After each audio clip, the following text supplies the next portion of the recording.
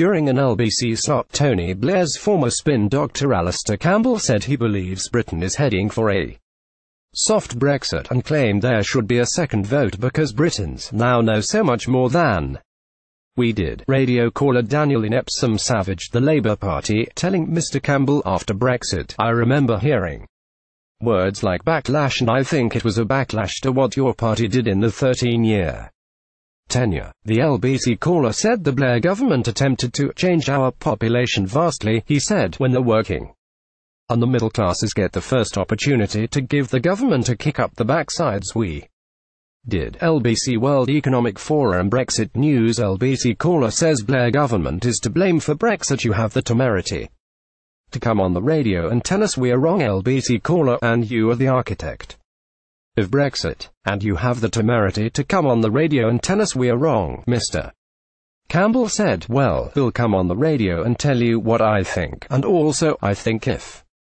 people had wanted to give Tony Blair a kick up the overall, they might have kicked him out in 2001 and 2005, but they didn't." Mr Campbell then thanked Daniel for the call and shut the phone down. Tony Blair has called for a second referendum to be held at the end of the negotiations.